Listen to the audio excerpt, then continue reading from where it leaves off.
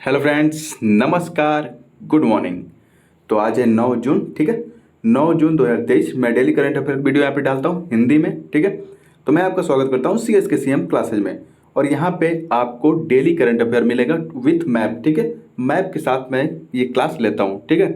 तो यहाँ पे जो भी इंपॉर्टेंट लोकेशन होती है मैं उनको दिखाता हूँ और उनको समझाता भी हूँ, जिससे कि आपको एग्जाम में हेल्प मिल सके और आपका जो जनरल नॉलेज है और भी बूस्ट हो सके, ठीक है। तो देर नहीं करते हुए शुरू करते हैं। उससे पहले मैं आपसे एक रिक्वेस्ट करूंगा कि आपको वीडियो अगर अच्छी लग रही हो तो इसको ज़्यादा से ज़्यादा शेयर, लाइक और सब्सक्राइब जरूर करें, ठीक है, जिससे कि चैनल बूस्ट कर सकें, ठीक है। तो आइए शुरू करते हैं। आपको पहला प्रश्न, अब पहला प्रश्न, 7 जून 2023 को भारत और किन दो देशों के बीच पहला समुद्री साझेदारी अभ्यास शुरू हुआ। एक पहले तो ये कि आप प्रश्न सही से पढ़ा करें, ठीक है, जिससे कि आपके दिमाग में ये बैठ जाए कि क्या पूछा जा रहा है। तो पूछा जा रहा है कि भारत और किन दो देशों के बीच ये पहला समुद्री साझेदारी अभ्यास शुरू हुआ है, ठीक है। तो ये आपके ऑप्शन रहे। तो इसका सही जवाब होगा ऑप्शन डी, भारत, फ्रांस और संयुक्त अरब अमीरात यानी कि यूएई इसे बोल सकते हैं, ठीक है। तो इनके बीच ये पहला समुद्री साझेदारी अभ्यास शुरू हो रहा है, ठीक है। और ये कहाँ पे हो रहा है ये भी मैं आपको बता देता हूँ। ये देखिए, ये है अपना सुंदर भारत, ठीक है। सुंदर भारत के अगर मैं वेस्ट की तरफ जाऊंगा तो ये है अरब सागर, ठीक है। अरब सागर में अगर आप यहाँ जाएंगे तो ये है गल्फ ऑफ ओमान, ठीक है। ये ओमान देश है, इसी के नाम पे पड़ा है गल्फ ऑफ ओमान यानी कि ओमान की खाड़ी, ठीक है। और यहाँ पे दिखेगा आपको यूएई। तो ये गल्फ ऑफ जो ओमान है, यहीं पे ये पहला समुद्री साझेदारी अभ्यास हो रहा है फ्रांस, यूएई और भारत के बीच में, ठीक है। तो आगे चलें, इससे संबंधित और कुछ बातें हैं तो उसको मैं देख लेता हूँ, सॉरी दिखा देता हूँ, बता देता हूँ आपको। अगर फ्रांस की बात आई है, यूएई की बात है, तो ये देखिए भारत यहाँ पे हो गया, ठीक है, अपना सुंदर भारत। यूएई का मैप यहाँ पे है, ठीक है। ये पर्शियन गल्फ से इसकी जो बाउंड्री है वो पर्शियन गल्फ से लगती है। मैं आपको दिखा देता हूँ फिर से। यहाँ पे देखिए ये पर्शियन गल्फ है और ये गल्फ ऑफ ओमान है, और यहाँ पे दिखेगा आपको यूएई, ठीक है। तो ये यूएई हो गया। आगे मैं दिखा देता हूँ आपको मैप में फ्रांस, ठीक है। फ्रांस भी शामिल है। तो यहाँ पे दिखेगा ये अटलांटिक महासागर है, ठीक है। ये नॉर्थ अटलांटिक है, ये साउथ अटलांटिक है, ठीक है। तो यहाँ पे दिखेगा आपको फ्रांस, ठीक है। फ्रांस की राजधानी पेरिस है और यूएई की राजधानी अबू धाबी है। तो आगे चलें। अगला प्रश्न है 7 जून, ठीक है। 7 जून को विश्व खाद्य सुरक्षा दिवस मनाया गया। इस बात को भी ध्यान रखेंगे कि 7 जून को विश्व खाद्य सुरक्षा दिवस मनाया जाता है। तो इसके अवसर पर भारत में 5वां राज्य खाद्य सुरक्षा सूचकांक जारी किया गया, ठीक है। 5वां राज्य खाद्य सुरक्षा सूचकांक जारी किया गया। तो पूछ रहा है कि इसके संदर्भ में कौन सा कथन सत्य है, ये आपको बताना है, ठीक है। तो क्या पहला कथन ये दिया गया है कि इस सूचकांक को क्या फसाई इसे बोलते हैं, फसाई यानी कि food safety and standard authority of India द्वारा हर वर्ष जारी किया जाता है। तो ये सही है, ठीक है। क्या बड़े राज्यों में केरल शीर्ष पे रहा इस बार, तो ये भी सही है, ठीक है। छोटे राज्यों में क्या गोवा को शीर्ष स्थान दिया गया, तो ये भी सही है। तो इसका ऑप्शन ए सही होगा, यानी कि 1, 2, 3 तीनों कथन यहाँ पे सही है, ठीक है। तो ये देखिए स्टेट फूड सेफ्टी इंडेक्स 2023 जारी किया गया है, ठीक है। तो इससे संबंधित और कुछ बातें तो मैं आपको बता देता हूँ, जैसे कि इसका उद्देश्य क्या है। इसका उद्देश्य ये होता है कि सभी को सुरक्षित और पौष्टिक भोजन अवेलेबल कराना, उपलब्ध कराना, ठीक है, ताकि लोगों में कुपोषण ना हो, ठीक है, ज़्यादा लोग बीमार ना पड़े। क्योंकि अभी यूएन की एक रिपोर्ट आई थी जिससे कि ये बताया गया कि लगभग कई मिलियन लोग तो इससे बीमार हो जाते हैं, ठीक है, सिर्फ भोजन के असुरक्षित होने के कारण, ठीक है। और उससे कई लोगों की मृत्यु हो जाती है, बहुत लोगों की, लाखों लोगों की मृत्यु भी हो जाती है, ठीक है। तो स्वास्थ्य लोगों का अच्छा हो, ठीक है। तो इस क्षेत्र में कौन सा राज्य कैसा प्रदर्शन कर रहा है, वहाँ पे फूड सेफ्टी पे क्या ध्यान दिया जाता है, क्या नहीं ध्यान दिया जाता है, तो उसमें इस रैंक में ये सब बताया जाता है, ठीक है। तो केरल सबसे बड़े राज्यों में शीर्ष पे था। तो ये देखिए मैप में केरल साउथ इंडिया में आ जाएगी, यहाँ पे देखिए केरल है, ठीक है। यहाँ पे केरल दिखेगा आपको, ये बड़े राज्यों में। छोटे राज्यों में गोवा यहाँ पे दिखेगा, ठीक है। तो आगे चलें। तो अगर हम फसाई यानी कि FSSAI की बात करें तो इसका फुल फॉर्म तो मैं आपको बता दिया था, ठीक है। अब इसकी स्थापना जब हुई थी वो 2008 में हुई थी, ठीक है। और इसका जो हेडक्वार्टर आपको देखने को मिलेगा वो न्यू दिल्ली में इसका हेडक्वार्टर देखने को मिलेगा। आगे चलें। हाल ही में चर्चा में रहा नाटो प्लस। यहाँ पे नाटो मैं नहीं कह रहा हूँ, मैं नाटो प्लस कह रहा हूँ, तो ध्यान दीजिएगा। हाल ही में चर्चा में रहा नाटो प्लस संगठन का कौन सा देश सदस्य नहीं है, ठीक है। इसमें से पूछा जा रहा है कि इसमें से जो मेंबर कंट्री का नाम दिया गया है यहाँ पे, उसमें कौन सदस्य नहीं है, ये आपको बताना है, ठीक है। क्या पाकिस्तान सदस्य है? नहीं। क्या इजराइल सदस्य है? क्या साउथ कोरिया सदस्य है? ये भी है। क्या जापान सदस्य है? ये भी है, ठीक है। तो मैं आपको बता दूं, अगर नाटो की बात करेगा, ठीक है, इसका आंसर तो ऑप्शन ए हो गया, पाकिस्तान, ठीक है, इसका सदस्य नहीं है पाकिस्तान। अगर देखिए यहाँ पे मैं बता दूं, नाटो की अगर बात करेगा तो इसके 31 मेंबर हैं, ठीक है। 31वां मेंबर फिनलैंड बना है, ठीक है। तो इसके 31 मेंबर हैं। अगर नाटो प्लस की बात करता है, यहीं पे अगर प्लस लगा दिया तो यहाँ पे 31 नहीं लिख के आप कहेंगे कि इसके 5 मेंबर हैं, ठीक है। नाटो प्लस के 5 मेंबर हैं, और ओनली अगर नाटो कहेगा तो उसके 31 मेंबर हैं, ठीक है। तो ये 5 कौन कौन से हैं? 3 तो यहीं पे हो गए, एक इजराइल हो गया, एक साउथ कोरिया हो गया, एक जापान हो गया, और यहाँ पे आपको दिखेगा एक ऑस्ट्रेलिया और एक दिखेगा न्यूजीलैंड। और ये न्यूज में क्यों था, मैं क्यों इसको बता रहा हूँ, क्योंकि भारत को बार बार नाटो में शामिल होने के लिए प्रेशराइज किया जा रहा था। प्रेशराइज क्या, प्रेशर नहीं दिया, एक तरह से एक सांकेतिक भाषा में कहा जा रहा था कि भारत को नाटो में शामिल हो जाना चाहिए, नाटो प्लस में शामिल हो जाना चाहिए, ठीक है। तो इस विषय को लेकर बहुत ही चिंतित दिखा चीन, ठीक है। तो नाटो प्लस का मेंबर बनने के लिए इसको बहुत ही सांकेतिक भाषा में कहा जाता था कि अब भारत को नाटो का मेंबर बन जाना चाहिए, लेकिन भारत ने कोई इंटरेस्ट नहीं दिखाया और सिरे से ये रिजेक्ट कर दिया कि नहीं, हम किसी भी अलायंस का भाग नहीं बनेंगे, ठीक है। भारत की शुरू से ही नीति रही है कि हम किसी भी अलायंस का भाग नहीं रहेंगे। और जहाँ तक रहा आपको कि आप एशिया पैसिफिक रीजन में शांति के लिए नाटो को प्लस का मेंबर मुझे बना रहे हैं, तो मैं ये सब देख लूँगा, ठीक है। अगर आप सिक्योरिटी के लिए ये सब कर रहे हैं तो आप सिक्योरिटी करिए, लेकिन मुझे शामिल ना करिए, भारत ऐसा कह रहा है, ठीक है। तो ये सब बातें थी। आगे चलिए, मैं अगर नाटो की बात करूं तो इसकी स्थापना 4 अप्रैल 1949 को हुई थी, ठीक है। और ये एक मिलिट्री अलायंस है, ओके। और इसका जो हेडक्वार्टर वो आपको दिखेगा ब्रुसेल्स, बेल्जियम में। और 31 देश इसमें शामिल हैं, और फिनलैंड 31वां मेंबर अभी हाल ही में बना है, ठीक है। अभी हाल ही में राष्ट्रपति द्रौपदी मुर्मू जी अभी सूरीनाम की यात्रा की है। सूरीनाम देश जो है ये साउथ अमेरिका कॉन्टिनेंट में पड़ेगा, ठीक है। यहाँ की यात्रा की है इन्होंने। उसके बाद ये किस देश की आधिकारिक यात्रा पे गई हैं, ठीक है। आधिकारिक यात्रा का मतलब यही होता है कि डिसाइडेड होता है पहले से, इनके शेड्यूल में फिक्स रहता है कि आप यहाँ जाएंगे, यहाँ जाएंगे, ठीक है। तो सूरीनाम के बाद ये किस देश की यात्रा कर रही हैं वो आपको बताना है। क्या सर्बिया की यात्रा कर रही हैं, या पपुआ न्यू गिनिया की यात्रा कर रही हैं, या फिजी, या फिनलैंड, ठीक है। तो इसका सही जवाब है सर्बिया। अभी सूरीनाम गई थी, अब ये सर्बिया गई हैं, ठीक है। सीधे साउथ अमेरिका से ये यूरोप की यात्रा कर रही हैं, यूरोप में पड़ता है सर्बिया, ठीक है।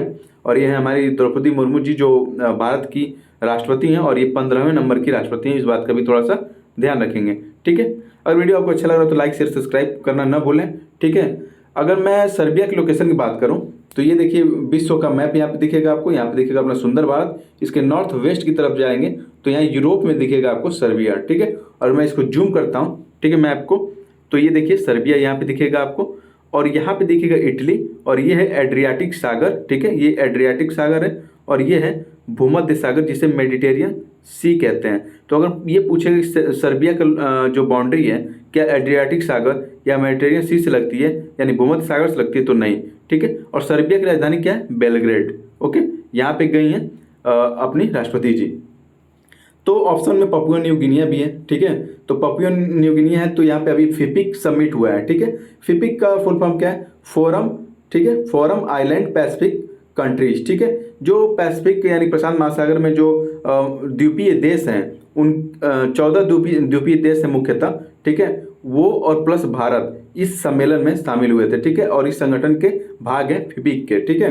और फिजी की बात करें तो फिजी और पपुआ न्यू गिनी दोनों का सर्वोच्च जो नागरिक सम्मान होता है वो नरेंद्र मोदी जी यानी हमारे जो प्राइम मिनिस्टर है जो वहाँ पे गए थे उनको दिया गया है, ठीक है। और फिनलैंड जो ऑप्शन में ये 31वां नाटो सदस्य बना है, ये मैं कई बार आपको बता चुका हूँ, ओके। और सर्बिया की राजधानी बेलग्रेड है। आगे चले तो अगला प्रश्न है कि केंद्रीय इस्पात एवं नागरिक उड्डयन मंत्री जो श्री ज्योतिरादित्य सिंधिया जी हैं, ठीक है, उनके बयान के अनुसार किस देश को पीछे छोड़कर भारत इस्पात उत्पादन में दूसरे स्थान पर आ गया है, ठीक है। हालांकि ये कोई नई रिपोर्ट नहीं है, ये बहुत ही पुरानी रिपोर्ट है, लेकिन अभी हाल ही में फिर से चर्चा में थी, इसलिए मैं आपको बता रहा हूँ, ठीक है। तो किस देश को पीछे छोड़कर भारत दूसरे नंबर पर आ गया इस्पात उत्पादन में? तो जापान को, ठीक है, जापान को छोड़ के भारत दूसरे नंबर पे आ गया है। पहले नंबर पे कौन है? चीन है। ये देखिए लिस्ट भी आप देख सकते हैं, पहले नंबर पे चीन दिखेगा, दूसरे नंबर पे इंडिया दिखेगा और तीसरे नंबर पे यानी जापान को छोड़कर भारत दूसरे नंबर पे इस्पात उत्पादन के मामले में आ गया है। ठीक है, तो अगर ऑप्शन में जो दिया गया है जापान, ठीक है, और जापान की बात करें तो जापान से एक प्रश्न पूछा जाता है कि इसके जो आइलैंड हैं, ठीक है, जो मेन आइलैंड है उनका क्रम उत्तर से साउथ क्या है। ठीक है, अभी तक तो ये पूछा जा रहा है, अब ये भी पूछा जा सकता है आपसे कि साउथ से नॉर्थ क्या है। ठीक है, तो इस बात का थोड़ा सा ध्यान रखेंगे।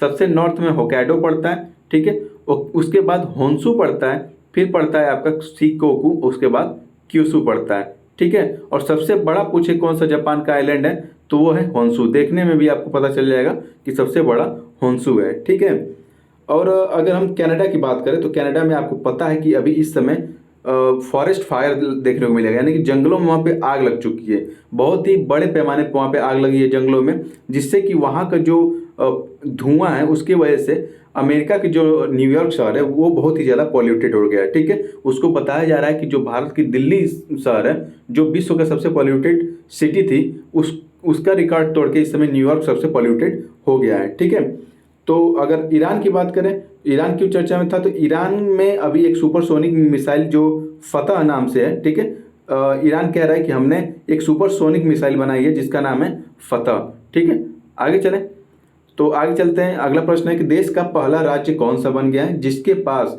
खुद की इंटरनेट सेवा उपलब्ध है। ठीक है, ये इंटरनेट सेवा का जो नाम है KFON वो उसका नाम है।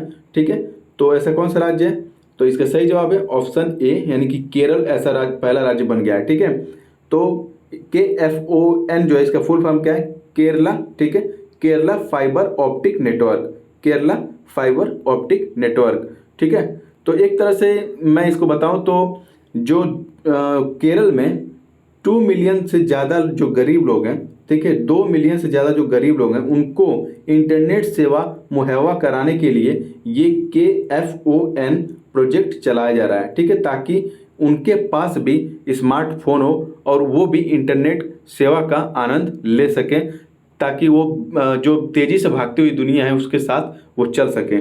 ठीक है, तो इसकी शुरुआत इसका ये लक्ष्य था कि दिसंबर 2020 तक ये पूरा कर लिया जाएगा, लेकिन अभी तक पूरा नहीं हुआ था और आधिकारिक तौर पे ये बताया जा चुका है केरल में कि KFON इस टाइप का कोई एक प्रोजेक्ट चल रहा है। ठीक है, तो आधिकारिक तौर से अभी अनाउंसमेंट हुआ है, इसलिए ये चर्चा में था, तो मैं आपको बता देता हूँ। ठीक है, फिर से रिपीट कर दे रहा हूँ क्वेश्चन, देश का पहला राज्य कौन सा है जिसके पास खुद की इंटरनेट सेवा KFON उपलब्ध है, तो है केरल। आपसे ये भी पूछा जा सकता है कि KFON क्या है, तो आप बताएंगे Kerala fibre optic network project है। ठीक है, जिसके तहत वहाँ के जो गरीब लोग हैं उनको इंटरनेट सेवा मुहैया कराए जाएगा। ठीक है, केरल की बात आई तो यहाँ पे मैप में आप देखेंगे, यहाँ पे दिखेगा आपको केरल। ओके, आगे चलें। अगला प्रश्न है, अभी हाल ही में पार्किंसन रोग से पीड़ित किस समाचार संवाददाता का निधन हो गया, ये आपको बताना है। ठीक है, तो ये आपके ऑप्शन है, तो इसका सही जवाब है ऑप्शन ए, गीतांजलि अय्यर। ये है गीतांजलि अय्यर। ठीक है, इनका निधन हो गया पार्किंसन रोग से। ओके, अगर इस बीमारी के बारे में आप बताऊं तो पार्किंसन एक मानसिक बीमारी है। ठीक है, एक मानसिक बीमारी है। ओके, इसमें क्या होता है, जब बीमारी होती है तो आपके जो माइंड में, दिमाग में, ठीक है, एक केमिकल पाया जाता है जिसे डोपामाइन कहते हैं, उसका जो लेवल है वो कम होने लगता है। ठीक है, जिससे कि ये बीमारी होती है। आगे चलें तो इससे संबंधित और कुछ बात कर लें जो ऑप्शन में, जैसे प्रकाश सिंह बादल, इनका भी निधन हो चुका है, प्रकाश सिंह बादल का, और ये पंजाब के लगातार 10 साल CM रह चुके हैं, यानी कि मुख्यमंत्री रह चुके हैं। ठीक है, और सतीश कौशिक की बात करें तो ये एक अभिनेता थे, इनको कौन नहीं जानता होगा, इनकी तस्वीर देख के आप समझ गए होंगे। इनका एक फेमस डायलॉग था, कसम उड़ान छल्ले की। ठीक है, केसरीनाथ त्रिपाठी जी ये हैं, ये पश्चिम बंगाल, बिहार, मेघालय और मिजोरम के राज्यपाल रह चुके हैं। ठीक है, मेघालय और मिजोरम के बहुत ही कम समय तक राज्यपाल रहे हैं, लेकिन पश्चिम बंगाल और बिहार के ये लंबे समय तक राज्यपाल रहे हैं केसरीनाथ त्रिपाठी जी। ठीक है, आगे चले, निम्नलिखित में से किस तारीख को विश्व महासागर दिवस मनाया जाता है, ये आपको बताना है। विश्व महासागर दिवस कब मनाया जाता है, ये आपके ऑप्शन है, और इसका सही जवाब है 8 जून को। 8 जून को विश्व महासागर दिवस मनाया जाता है, इस बात का थोड़ा ध्यान रखेंगे। 9 जून को अंतर्राष्ट्रीय अभिलेख दिवस मनाया जाएगा। ठीक है, और 21 जून को अंतर्राष्ट्रीय योग दिवस मनाया जाएगा, और 7 जून को विश्व खाद्य सुरक्षा दिवस मनाया गया है। ठीक है, आगे चलें तो अगला प्रश्न है कि अभी हाल ही में जो खरीफ फसल है, ठीक है, खरीफ फसल जो है उनके लिए 2023-24 के लिए, ठीक, खरीफ फसल जो इस बार बोई जाएंगी, ठीक है, 2023 में और 2024 में काटी जाएंगी, तो उनके लिए क्या किया जा रहा है, एमएसपी वो लागू कर दिया गया, मतलब जारी कर दिया गया है, ठीक है, अनाउंस कर दिया गया है कि मिनिमम सपोर्ट प्राइस क्या होगा, जो इस बार आप खरीफ फसल लगाएंगे उसके लिए एमएसपी क्या होगा, ठीक है। तो आपसे ये पूछा जा रहा है कि जो खरीफ फसल है इसमें से कौन सी एक खरीफ फसल नहीं, ये आपको बताना है, ठीक है। क्या धान एक खरीफ फसल है, यानी कि क्या धान को इस बार जून और जुलाई में लगाया, मतलब जून के लास्ट में और जुलाई के प्रारंभ में, यानी कि जून और जुलाई में ये खरीफ की फसल लगती है, तो क्या धान को अब लगाया जाएगा? तो हाँ, धान को लगाया जाएगा और ये खरीफ फसल है। मूंग ये भी एक खरीफ फसल है, उड़द ये भी एक खरीफ फसल है, ठीक है। गेहूं जो है ये खरीफ फसल ना होकर एक रबी की फसल है गेहूं, ठीक है। तो इस बात को ध्यान रखेंगे। कौन कौन सी खरीफ फसल मैं आपको ये लिस्ट दिया हूँ, इनका अनाउंसमेंट भी कर दिया गया है इस बार कि इसकी एमएसपी कितनी होगी। सबसे ज़्यादा एमएसपी मूंग में इस बार दी जा रही है, ठीक है। जो मूंग होता है, मूंग एक दाल की कैटेगरी में आता है, ठीक है, दलहन कैटेगरी में आता है। तो मूंग में इस बार बहुत ही ज़्यादा उछाल देखा गया है एमएसपी के मामले में। तो देखिए, धान जो है वो खरीफ फसल में आता है, ठीक है। आपको बाजरा, रागी, मक्का, अरहर, मूंग, उड़द, मूंगफली, सूरजमुखी, सोयाबीन, ये सब खरीफ फसल की लिस्ट है, इसको आप देख सकते हैं, ठीक है। अभी मैं आपको बताऊं यहाँ पे, तो इस बार देखिए जो धान है, ठीक है, धान का जो एमएसपी था पहले 2040 था, अब 143 की वृद्धि करके इसको 2183 कर दिया गया है, ठीक है, 2183 कर दिया है। और धान ग्रेड ए की बात करेगा, जो थोड़ा सा उच्च क्वालिटी का होता है, तो इसकी एमएसपी पहले थी 2060, अब इसको 143 बढ़ा के 2203 कर दिया गया है। अगर मूंग की बात करें, यहाँ पे देखिए, मूंग की अगर बात करें हम यहाँ पे, तो पहले 7755 था इसका एमएसपी, ठीक है। इसमें 803 रुपया प्रति क्विंटल बढ़ा के 8558 रुपया कर दिया गया है, ठीक है। ये प्रति क्विंटल पे ये काउंट होता है, ओके। तो आगे चलें, इससे संबंधित और कुछ बातें देख लेते हैं। ये देखिए रबी की फसल, रबी की, अगर मैं खरीफ की बात करूँ, खरीफ के लिए अनाउंसमेंट हुआ है, तो ये इसकी बुआई कब होती है? जून से जुलाई में इसकी बुआई होती है, और जब ठंडी का समय आता है नवंबर दिसंबर में, तो उस समय इसकी कटाई शुरू कर दी जाती है, ठीक है। उसके बाद जब कटाई इसकी हो जाती है, उसके बाद बोई जाती है रबी की फसल, ठीक है, जिसमें गेहूं, जौ, सरसों, चना, मटर, आलू आते हैं, ठीक है। और बीच में जो गैपिंग होता है, ठीक है, फरवरी, मार्च, अप्रैल, ठीक है, मई, जून, उसमें जायद की फसल बोई जाती है, जैसे तरबूज हो गया, खरबूज हो गया, ककड़ी हो गया, खीरा हो गया। इस समय मार्केट में आप देख रहे हैं इनको काफ़ी ज़्यादा बेचा जाता है, ठीक है, इस समय। तो ये जायद की फसल होती है। अगर मैं आपको बताऊँ एमएसपी, मिनिमम सपोर्ट जो प्राइस होता है, उसका निर्धारण कौन करता है? तो जो मिनिमम सपोर्ट प्राइस होता है, यानी कि देखिए सिंपल भाषा में, ये जो मिनिमम यानी कि जो सॉरी एक मिनट, जो न्यूनतम समर्थन मूल्य है, हिंदी थोड़ा सा कंफ्यूज हो गया था, तो जो न्यूनतम समर्थन मूल्य उसको लागू कौन करता है? तो कृषि लागत एवं मूल्य आयोग, ठीक है, जिसका फुल फॉर्म होता है commission for agricultural cost and price. इसको एमएसपी को ये लागू करता है, ठीक है, अनाजों के लिए। अगर गन्ना के लिए पूछे कि क्या जारी किया जाता है, गन्ना के लिए एमएसपी नहीं जारी किया जाता है, गन्ना के लिए एफआरपी जारी किया जाता है, यानी कि फेयर एंड रिम्यूनरेटिव प्राइस, ठीक है, यानी कि उचित और लाभकारी मूल्य। यानी कि आपसे सिंपल पूछेगा कि अनाजों के लिए क्या जारी किया जाता है, एमएसपी, और गन्ना के लिए क्या जारी किया जाता है, तो उसके लिए एफआरपी जारी किया जाता है, ठीक है। अगर जो एमएसपी होता है वो होता क्या है, मैं आपको बता दूं एक लाइन में। तो जैसे कि एक तरह से इंश्योर किया जाता है, मान लीजिए आप कोई फसल बो रहे हैं, ठीक है, कोई फसल बो रहे हैं, आप इंश्योर नहीं है कि इस बार इसको इतने में ही खरीदा जाएगा, ठीक है, आपको लगता है कि इसका दाम कम हो जाएगा और मुझे नुकसान हो जाएगा, तो गवर्नमेंट क्या करती है, सरकार क्या करती है, आपसे वादा करती है कि आप बोइए इस फसल को, मैं इतने में इसको खरीद लूँगा, ठीक है। आपका चाहे वो नुकसान, मतलब आप बाजार में चाहे उसकी कीमत गिर जाए या कुछ भी हो, लेकिन मैं उसका अच्छा प्राइस दूंगा, ये सरकार का वादा होता है, वही होता है एमएसपी, ठीक है। तो इस बार खरीफ फसल के लिए एमएसपी जारी कर दी गई है, इस बात का थोड़ा सा ध्यान रखेंगे। और आज की क्लास में इतना ही, ठीक है। वीडियो कैसी लगी करंट अफेयर की, आप कमेंट बॉक्स में लिख के जरूर बताएं। कुछ सजेशन देना चाहते हो भी कमेंट बॉक्स में लिख के आप जरूर बताएं। और वीडियो आपको अच्छी लग रही हो तो लाइक, शेयर और सब्सक्राइब करना ना भूलें। थैंक यू, जय हिंद।